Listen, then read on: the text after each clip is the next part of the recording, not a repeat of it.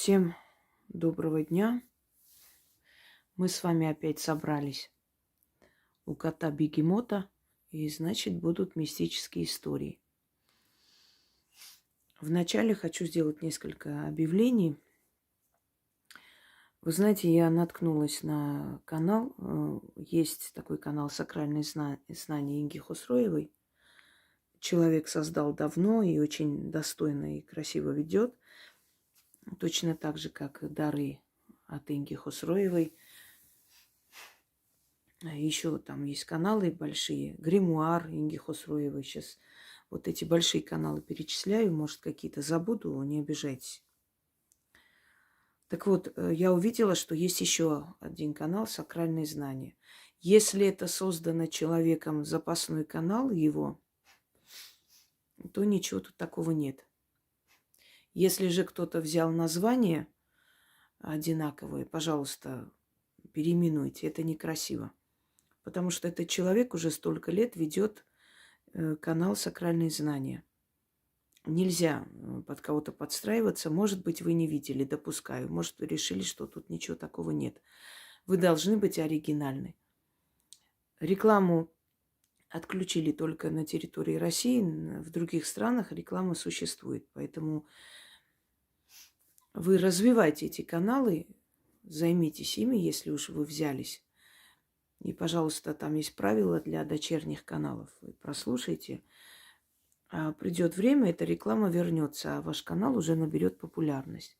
Каналы могут создать и в Рутубе, и на других платформах. Я совершенно не против. Это первое, что я хотела сказать. Во-вторых, пожалуйста, следите за грамматикой, грамотностью. Потому что существуют запятые. Знаете, казнить нельзя помиловать. Вот задумайтесь над этим. Это не просто так этот мультик был, наш любимый в детстве. Смысл очень сильно меняется, когда вы не туда ставите запятую, точку. Загружают ролики с какими-то непонятными названиями. Будьте добры, следите за этим. Если вы хотите, чтобы ваш канал был интересен и подписывались люди, то следите и за грамматикой, и за тем, как вы перезаливаете эти ролики.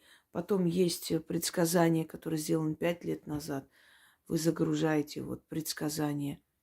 Пишите, к какому году это относится. Если вы видите, что есть, скажем, какие-то предупреждения, которые были сделаны там 2-3 года назад, напишите, что это ролик такой-то давности, чтобы люди не путались, понимаете? А то очень многие запутываются в этом всем.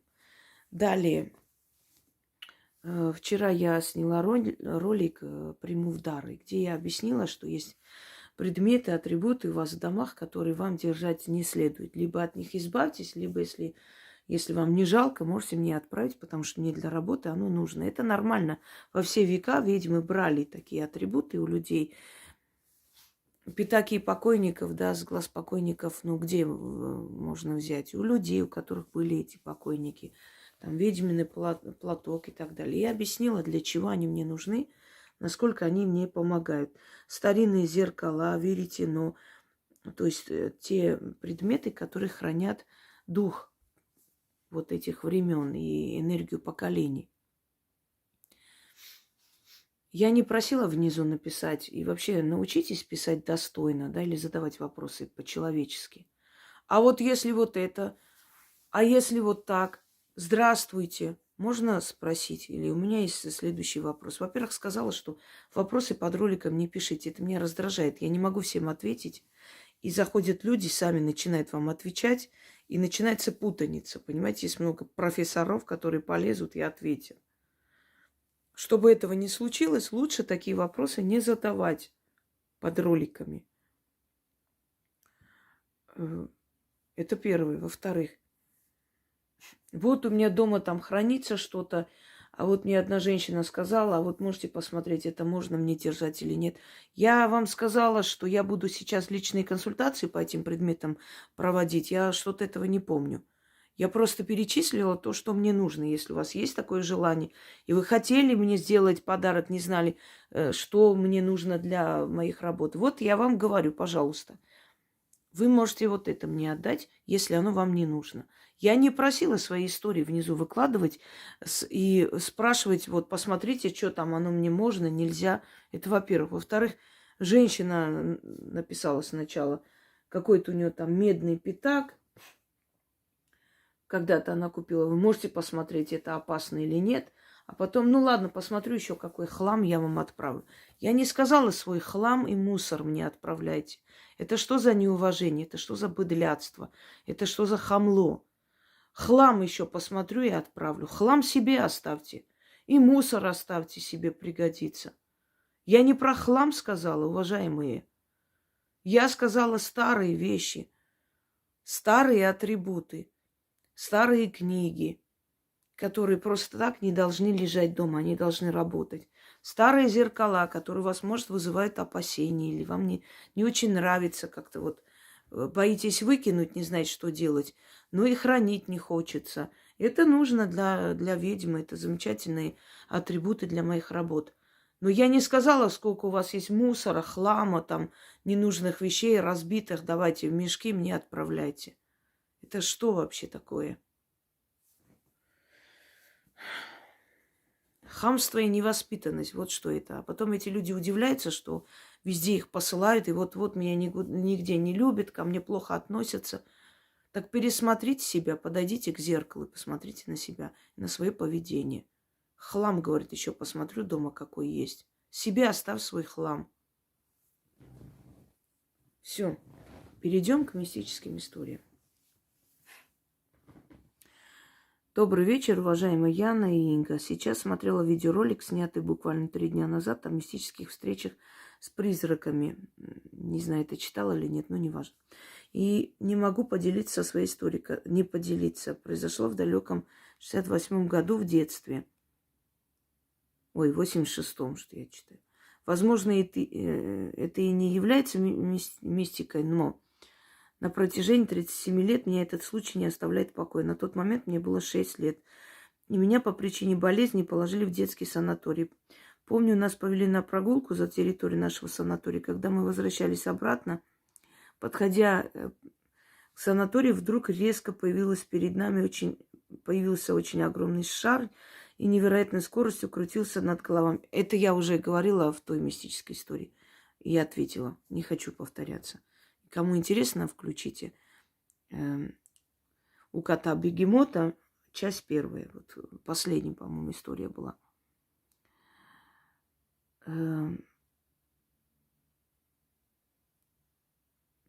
Сейчас дальше прочитаю.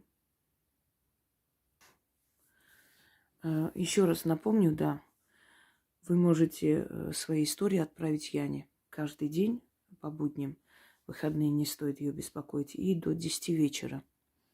Она собирает, и я как бы снимаю вновь и рассказываю, объясняю, что к чему это в вашей жизни случилось. Давайте пойдем далее. Яна, добрый день. Хочу поделиться своей небольшой мистической историей. Этот интересный случай произошел со мной, когда я искала работу. Делала ваши работы, подаренные нам. Одной из этих работ был ритуал исполнения желаний на языке духов.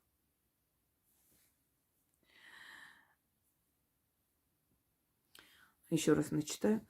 Значит, ритуал, проведенный исполнение желания на языке духов, где нужно было 6 ночей к ряду проводить ритуал. На 5-й день этого ритуала я уже получила работу, о которой мечтала. И не провела 6-й ритуал. Поблагодарила силы духов своими словами. И через несколько дней потеряла кредитную карту. Не нашла. Ее нашел кто-то и совершил покупки на сумму 6664 рубля. Я тогда, конечно, расстроилась, но сказала: спасибо, духи, что откуп взяли деньгами. Спасибо, что подарили мне хорошую работу. Я сделала вывод, что ритуалы нужно делать так, как сказано, и благодарить, соответственно, тому, что ты получил на просьбу о помощи. Это всего лишь мои выводы, может, я ошибаюсь. Нет, не ошибаетесь, это еще вы дешево отделались. Если там сказано 6 раз, понимаете почему? Я вам объясню. Дело не в том, что вот просто вот мой личный каприз, надо столько дней. Дело в том, что вы вот столько дней отдаете эту энергию духам, проводя эти ритуалы, вы даете им возможность прийти в этот мир.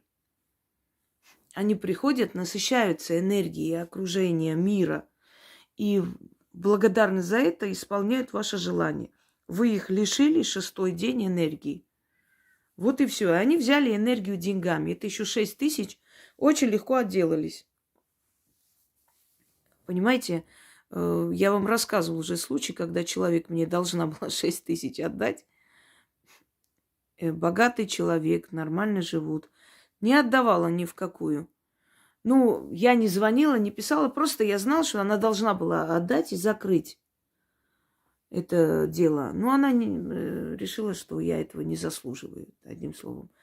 Эти деньги были не уплачены, но через некоторое время ее джип 6-миллионный, у нее, у отца, ее отца, была квартира на Арбате, дорогая квартира, еще с тех времен, прям все сделано, аж там эти все колонны и так далее внутри. Большая двухъярусная или двухэтажная квартира. И она продала эту квартиру, купила себе дом, машину, все, что хотела. И купила себе джип своей мечты, 6 миллионов. Не знаю, что это за машина такая, которой надо 6 миллионов отдавать, но она отдала, купила. И что вы думаете? У нее эта машина сгорела. И она бегом ко мне. Вот, я вот хотела бы, я даже не знаю, может, мне компенсацию отправить страховая компания, можно как-то по-другому сделать. Они не хотят возместить такой ущерб и все прочее. Я говорю, вы мне сколько были должны? 6 тысяч. Сколько ваш джип стоит? 6 миллионов. Ну вот 6. 6 тысяч не хотели отдать, отдали 6 миллионов. Ничего страшного.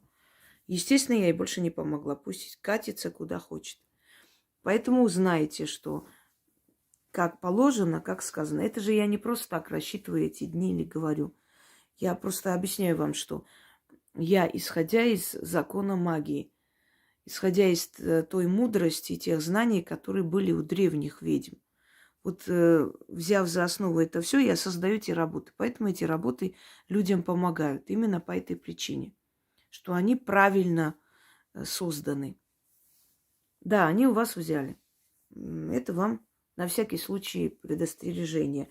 Но вы работу получили, это уже замечательно.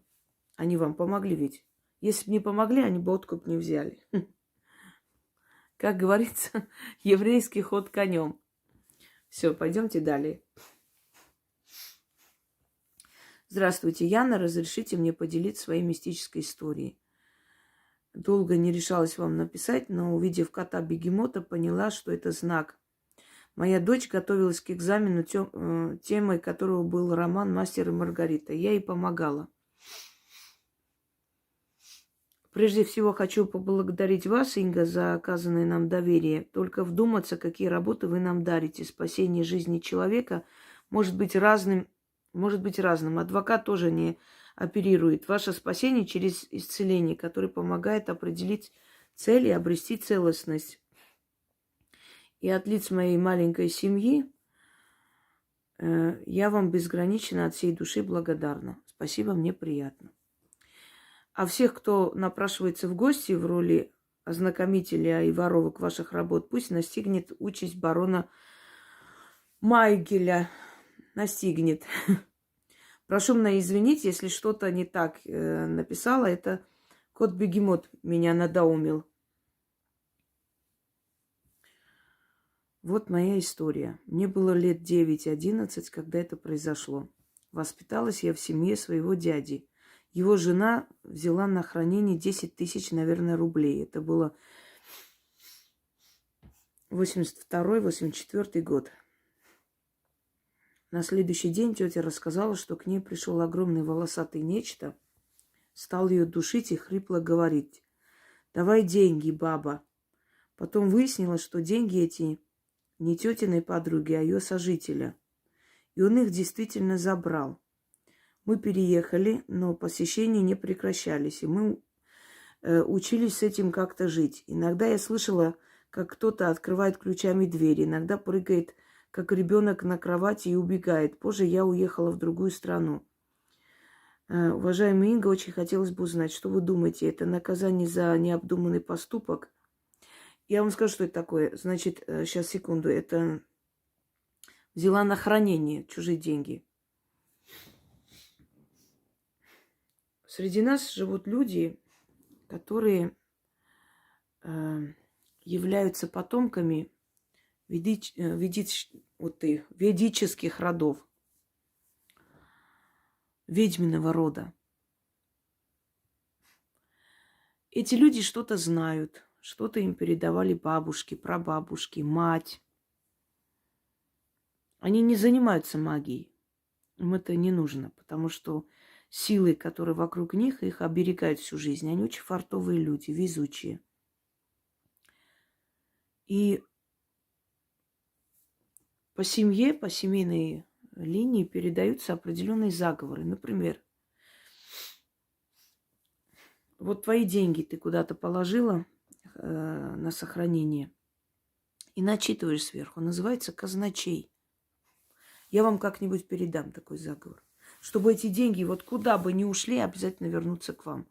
Покоя не будет этому человеку, он обратно вернет. И, видимо, этот мужик чем-то обладал, что-то знал. И когда он положил эти деньги там куда-то, а жена тайком свистнула и отдала своей подруге, видимо, перед тем, как развестись, она просто хотела его обокрасть. Ну, забрать все, что возможно. Не всегда же нужно мужчин винить, правда? Есть и скверные бабы, которые просто до такой степени доводят человека, что он уходит, разводится и еще что-нибудь. Так вот, видимо, он знал, потому что это наверняка заговор. После заговора такой эффект. И когда он положил куда-то свое имущество, это читается на деньги, это читается на свои украшения. Вот это читалось для того, чтобы... Вот даже, дайте я сейчас отмечу у себя. Казначей. На днях я вам дам, как будет время. Казначей. Это читалось для того, чтобы люди, которые приходят в гости, не обкрадывали тебя. Ну, мало ли, не пойман, не вор. Потом иди ищи, кто это сделал. Это читалось, если человек возил большие суммы, чтобы эти суммы никто не мог заметить, забрать, а если забрали, вернули обратно. Вот в этом случае то же самое. То есть, скорее всего, этот человек начитал на эту сумму и спрятал. А жена или увидела, догадалась, ну, семья. Нашла их случайно.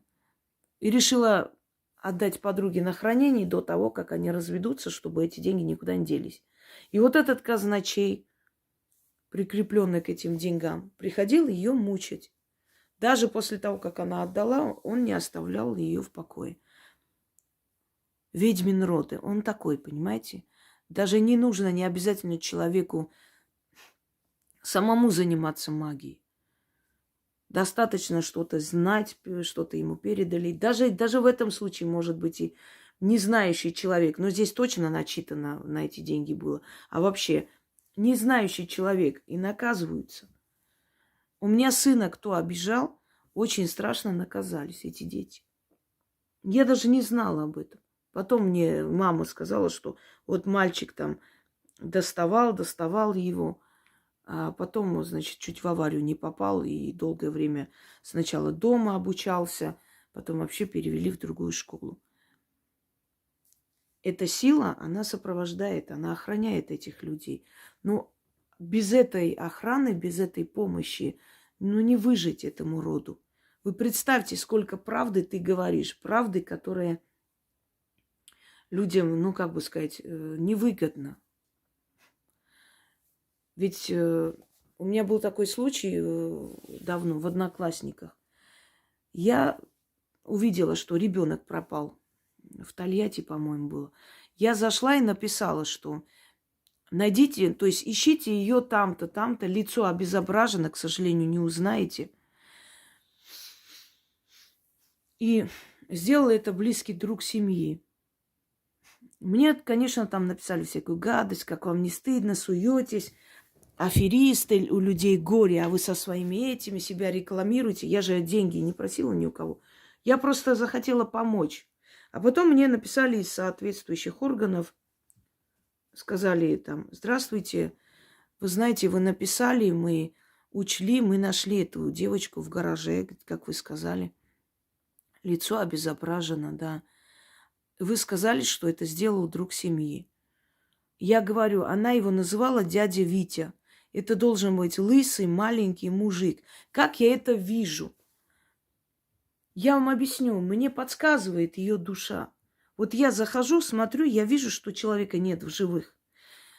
Мне его душа подсказывает. Есть такое выражение: те, которых убили, очень сговорчивые. Знаете, такое выражение. Страшно звучит, но это реальность. Они хотят через кого-нибудь, чтобы нашли их убийцу и отомстили. Стук услышали? Так вот, она мне сказала, она мне показала ту картину, которую видела последний раз. И слово, которое она произнесла: дядя Витя. Нашли этого нелюдя. Оказался друг семьи.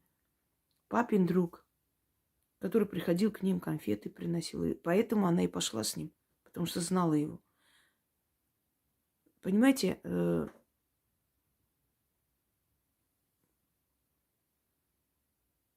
у меня домовой в последнее время прям аж вот разбушевался. И вот настолько уже четко слышу и часто. Ну да ладно.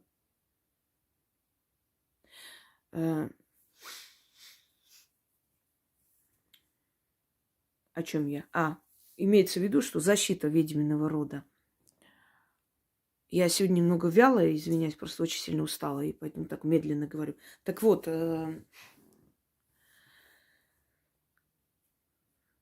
мне там написали, да, эту девочку нашли, но определенные личности мне начали писать внизу. Скажи про меня что-нибудь и так далее. Я говорю, я вам не цыганка с базара, чтобы сесть теперь про вас что-нибудь говорить. И она пишет: аферистка, шарлатанка. Я говорю, ну, если я аферистка, тогда я тебе скажу пару слов. Не надо гулять с другом своего мужа Пашей. Потому что у Паши есть жена, и она твоя одноклассница. И если она увидит и узнает, ты останешься без волос. И, видимо, мое сообщение же удалить там невозможно. И, видимо, муж ее увидел и мне написал: скажите, пожалуйста, вот да, вы правы, есть такой Паша и так далее, я подозревал. Это давно? Я говорю, это давно, это уже 6 лет. Я говорю, у вас младшая дочь не похожа на вашего друга случайно? Этот мужик мне больше не писал, но писала ее дочь. Ты мою семью разрушаешь, напиши моему отцу, скажи, что ты ничего не видела, что ты шутила. Я говорю, пошла туда, откуда выскочила. Так что, вы видите, иногда правда, реальность, истина очень опасна для ведьмы. Жили бы они рядом, знали бы, где я живу, конечно, пришли бы с разборками. Это понятное дело. И без этой защиты мы, зная, ведая столько, мы бы не выжили. То же самое. Ответ на ваш вопрос. Этот мужик, скорее всего, из такого рода. И наверняка, даже вне сомнения, он начитал вот этого казначея на свои деньги. И поэтому любой человек, который эти деньги взял, неважно, на хранение или там просто забрал, вообще неважно, он обязательно будет наказываться. Он эти деньги вернет, во-первых, и, во-вторых, наказание свое получит. Поэтому, когда вас просят что-то хранить, подумайте много раз, а прав ли тот человек, который это приносит вам на хранение. Следующая история. Здравствуйте, уважаемая Инга и Яночка. Хочу рассказать вам свою мистическую историю. Это случилось в моей жизни 2 года назад. За пару месяцев до Нового года была ночь. Я спала, и вдруг я проснулась и увидела, как в комнате напротив моей кровати прошел кто-то прямо от зеркала к шкафу. Этот кто-то был в черном балахоне с капюшоном и без лица. Я так ясно видела это, хотя была еще в полусне. Это что, смерть? В ужасе подумала я. Больше уснуть я уже не смогла. Лежала и думала, сколько дел я еще не успела сделать в своей жизни. что не успела сама выплатить ипотеку, и что это бремя ляжет теперь на моих детей. Несколько дней я ходила под впечатлением увиденного. Со временем это чувство ослабло. Через 2 месяца у меня умер сын. Он ремонтировал машину и задохнулся в гараже за 4 дня до Нового года. Вот чью смерть я видела. А я думала, что она пришла за мной. От горя у меня стало подниматься очень высокое давление. И по 2 раза на дню я вызывала скорую помощь, чтобы они сбили мне давление. Мне было очень плохо. Я думала, что я вслед за сыном уйду. Теперь, после 10 дней, после похорон, дочь моя пришла на работу в ночную смену, извиняюсь. Я 5-летнего внука моего привела, и 5-летнего внука привела ко мне ночевать. Внука я положила спать к стене на кровати, сама легла с краю. Состояние у меня было совсем нехорошее, опять скакануло давление, я лежала и не могла заснуть. Думала, лишь бы ночью мне не стало совсем плохо, и ребенок не остался бы один без присмотра. Малыш уже заснул, а я все не могла заснуть никак. И вдруг надо мной склонилась прямо перед лицом моим та же фигура в черном балахоне с капюшоном без лица. Страха у меня не было ни малейшего. Я сказала этой фигуре: я тебя не боюсь. Сказала не вслух, а про себя, где-то в голове. И этот некто просто исчез, а я спокойно заснула. Утром я проснулась и поняла, что чувствую себя очень хорошо. Давления не было, словно этот некто забрал мой недуг. Больше кризисов у меня не было после этой ночи. Я думаю, что этот некто забрал мою болячку. Кто это приходил ко мне, я не знаю. Но я буду помнить это всю оставшуюся жизнь. Постскриптум. Все дни после похорон я лежала и слушала Ингу.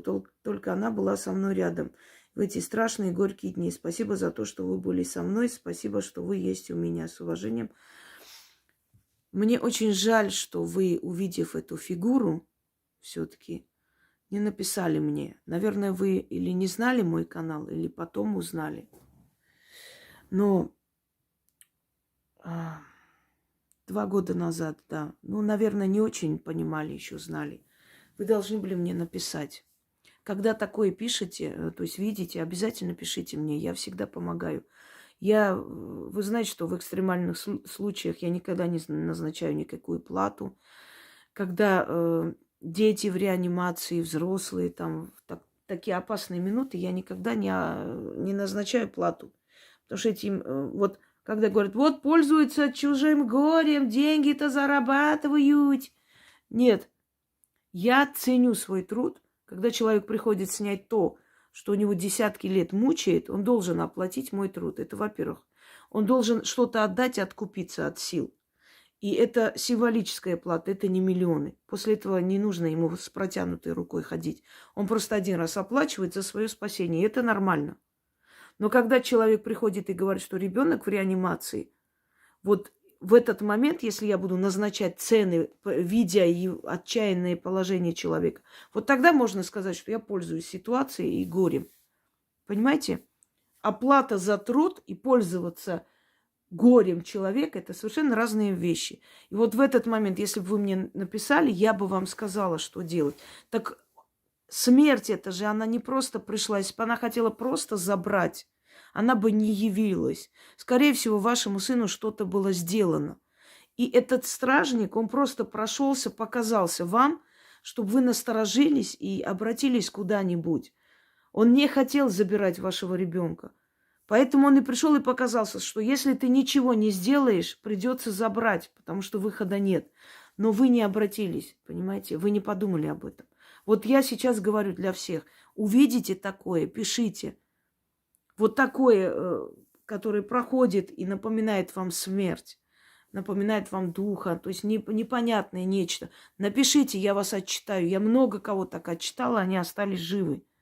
Потом они сами убедились в этом, потому что так получалось, что пока я отчитывала, мальчик там не поехал в этот лагерь, который там оздоровительный, да, он заболел, ему плохо стало, и мать не пустила его туда. И оказалось, что автобус перевернулся на полпути, и были жертвы.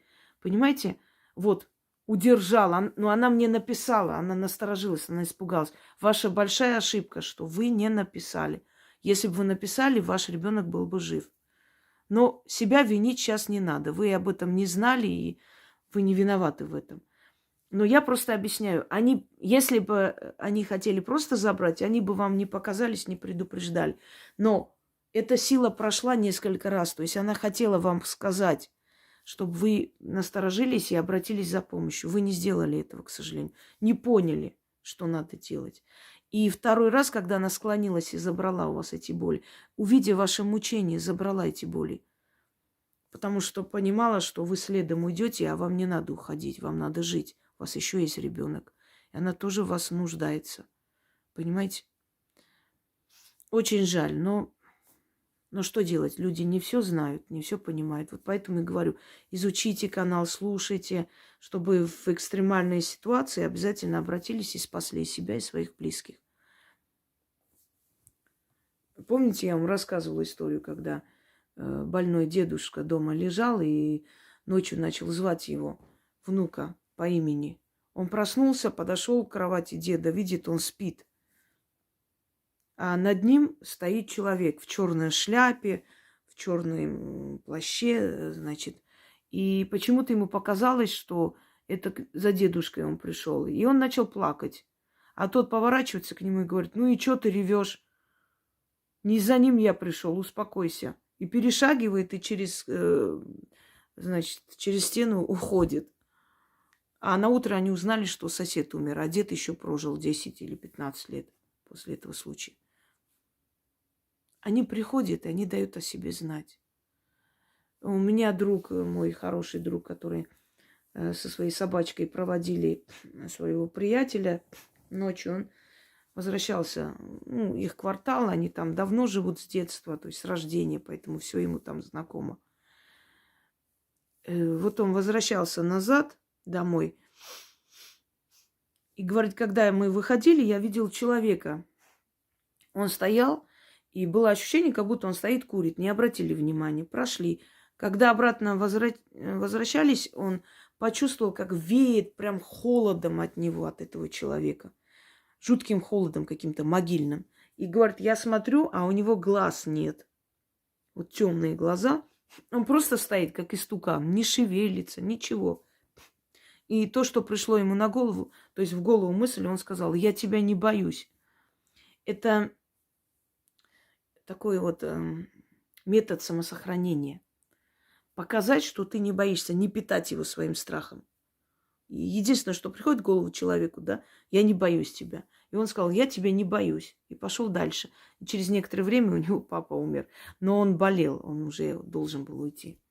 Мы с ним, когда познакомились первый раз, я сказала сразу, я говорю, Лёш, у тебя через 2 года где-то так друг за другом уйдут 3 человека. И действительно, через 2 года у него умер брат, потом мать, потом тетка. Прям друг за другом ушли. Они, мама и тетя, очень оберегали его старшего брата. Он когда-то был криминальный такой авторитет в свое время. Очень красивый был мужик такой, знаете, остроумный. Но он начал пить. Он запил, он спился просто. И абсолютно выпал из жизни. И вот нянчились с ним мать его, тетка, все время покупали ему сигареты, вещи. У тети тоже сын, то есть когда-то был в этом криминале, тоже стал жертвой этого криминала. И они вот над ним тряслись. И когда он ушел, они и там не оставили его в покое. Друг за другом ушли за ним, чтобы Валера вдруг там один не остался, понимаете? И вот мы так познакомились, собственно говоря. Поэтому у него уже вот это уходили друг за другом. Ну, смерть одна не приходит. Если одного забирает, потом следом еще кто-то умирает, еще кто-то. 3 человека точно уходят. Если не люди, то питомцы уходят. В любом случае 3 смерти обязательно происходят. Друг за другом. Вот вы сядьте и вспомните. Вот ушла у вас бабушка там старая, а потом раз, и там еще через, может быть, несколько месяцев или полгода ее сестра или брат, или племянница, или еще кто-нибудь. И вот собираете и смотрите, у вас в семье, вот в роду среди родственников 3 смерти обязательно. А если 4-я смерть происходит, это плохо. Ну, то есть одно дело, когда старики уходят, они должны уйти. Другое дело, когда прям внезапные смерти. Это, конечно, очень опасно. И когда 4-я смерть происходит за год, в течение года, если 4 смерти происходит, это называется смертельный квадрат. То есть дверь. Они своими смертями образуют некий квадрат, дверь. Дверь открывается, и все, и весь род уходит туда. И тогда смерти, аварии, болезни идут и идут вот прям нескончаемым потоком. Если за год в вашем доме, в вашем роду 4 смерти произошли, считайте, что род уходит. Надо это закрыть, эту дверь, и остановить. Ну, вы сами этого не делаете, конечно. Когда я что-то рассказываю внизу, а как, что делаю, а как оставить, вы не сказали. Ну, слушайте, врач тоже сидит и говорит о болезни. Он же не должен прям в прямом эфире объяснить, как надо, какие лекарства надо выписывать, какие процедуры. Он просто говорит, что такое болезнь. Он объясняет о болезни, а лечиться идут к нему. Или к другому врачу, неважно. Начнем. То есть продолжим дальше. Добрый вечер, Яночка. Хочу рассказать вам мистику, которая происходила в доме, когда мы купили в деревне. Дом был нежилой лет 5. Без удобств.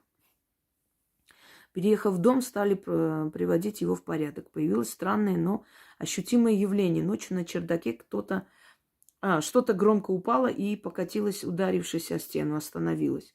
Было страшно, но я все-таки полезла на чердак. Время было около 12 ночи. Там все было чисто. Под полом каждую ночь плескалась вода, как будто змея плещется. Я даже маму разбудила в 3 часа ночи и показала. Я предположила, может, родник под домом. Моя дочь в другой комнате всегда видела какой-то силуэт старика с большим носом и зелеными глазами. Я ей сказала, чтобы она с ним подружилась. Тогда он ей будет помогать с уроками. Шутка была, чтобы моя дочь не боялась. Гости боялись оставаться на ночь. Их кто-то гладил по голове и стучал в окно. Очень много было интересного, все не расскажешь. Я построила новый дом, старый выкинула, и явление стало меньше. Только на чердаке кто-то ночью... старье выкинула, наверное, так правильно. Кто-то ночью бегает. Когда строила дом, моя соседка, проходя мимо, всегда говорила, что вы не построитесь, она вам не даст. Кто она, теперь хочу продать, но не получается. Кстати, когда новый дом строили, из-под дома вылезла змея, чуть маму не укусила. В том месте, где плескалась вода, на 3 метра прокопали вниз, но воды не было. Очень хочется услышать мнение Инги. Старая хозяйка. Спросите у соседки, кто там жил. Может, ведьма.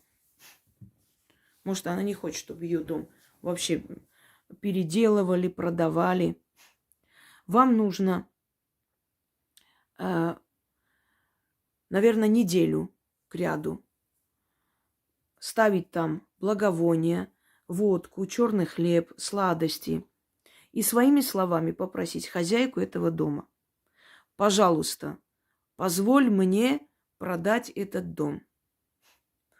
Может быть, те хозяева тебе больше понравятся. Позволь мне продать этот дом и уйти, чтобы тебя не беспокоили мы больше. Поговорите с этой хозяйкой дома, а потом примените ритуал продажи дома. И за короткое время у вас дом продастся. У меня есть этот заговор. Откройте. Продать дом ведьмина изба. Вот наберите и найдите. Это старая хозяйка. Просто спросите, почему она сказала, она не даст. Кто она была? Ну, вот это она. Хозяйка, это понятно, но почему именно она? Ну, мне вот прям идет, что ведьма.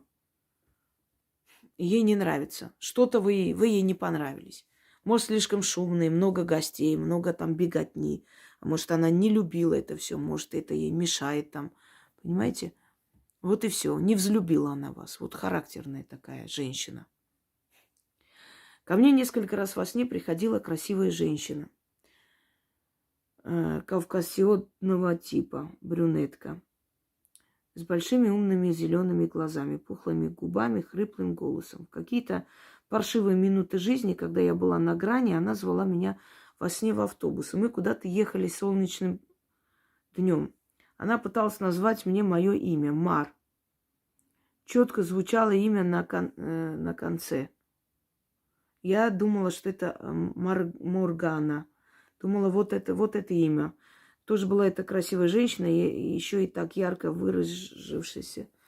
Блин, как-то нечетко написали мне в память. Вот сегодня, 17.02.23, почему-то решила спросить маму, как моя прабабушка Марфа Тарасовна в молодости выглядела. У меня только в ее возрасте есть фото. Конкретика описания совпала точь-в-точь с той красивой женщиной из сна. Видимо, это действительно была моя прабабушка Марфа. И даже имя пыталась назвать. Ну и вот я только хотела, вы опередили. Собственно, я дочитала. Кто-то из ваших предков, да, бабушка ваша, прабабушка. Просто приходит вам помогать в трудную минуту. Просто вы ей, как бы сказать, вы ей нравитесь больше, чем все остальные ее потомки. Есть у нее такая причина вас любить больше. Это хорошо, замечательно. Не каждому везет получать помощь, защиту своего предка. Вы получили. Благодарите ее.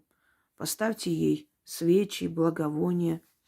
Благодарите ее душу. Поминайте ее дома. И она еще больше будет вам помогать. Советовать, приходить. Автобус во сне или поездка куда-нибудь – это перемена. Это очень резкая, сильная перемена в жизни. Сегодня заканчиваем с вами видеоролик у кота Бегемота. Но мы будем продолжать. А как отправлять, я уже вам объяснила. Куда отправлять, как и во сколько, и в какие дни. Свои истории. Четко, ясно. Пишите и отправляйте. А голосовые о переменах и о ритуалах тоже. Но только напишите, то есть что за голосовой и чего этот голосовой касается, какой темы. И отправьте Яне в будни и до 10 вечера. Всем удачи!